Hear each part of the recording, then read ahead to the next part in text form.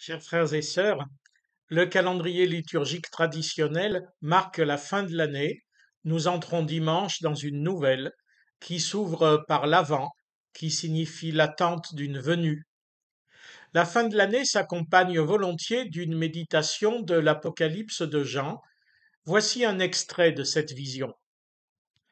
Un des anges me parla en disant: Viens, je te montrerai l'épouse, la femme de l'agneau. Il me transporta en esprit sur une grande et haute montagne, et il me montra la ville sainte, Jérusalem, qui descendait du ciel d'auprès de Dieu.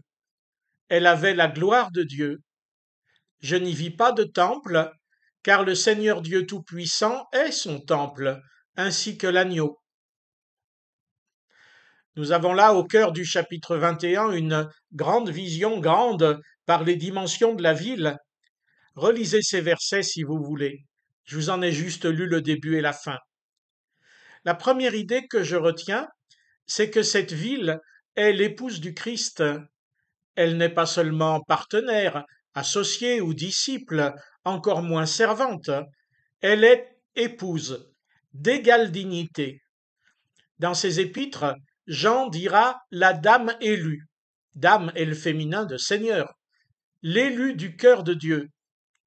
Dites-vous que si vous en faites partie, ce n'est pas avec une carte de membre, ce n'est pas par cotisation ou prière, ce n'est pas un libre choix de votre part, mais c'est un appel de Dieu, par le choix de son amour pour vous. La seconde idée, c'est que la ville descend du ciel. Jérusalem ou Église, elle ne ressemble en rien ni à la Jérusalem d'aujourd'hui, ni à l'Église d'aujourd'hui, qui n'en sont que des images abîmées.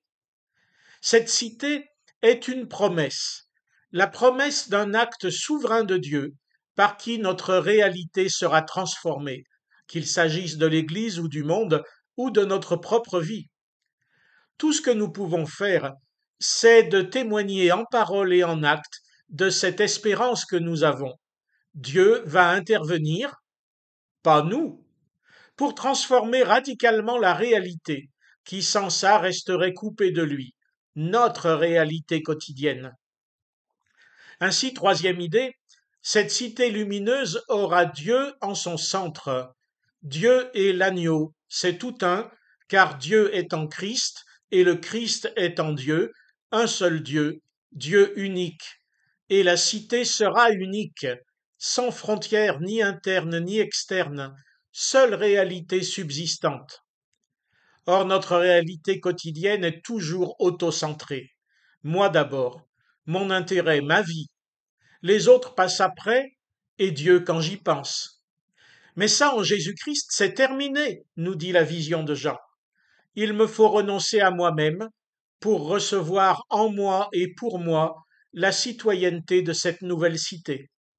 Il me faut laisser Dieu et son Christ, dont nous allons fêter la venue à Noël, au terme de l'Avent, il me faut les laisser venir au centre de ma vie et y rayonner de leur lumière pour briser mes frontières et mes aliénations. Alors, chers amis, par-delà le calendrier et la fête annuelle, un joyeux Avent, dans l'espérance de la transformation du monde.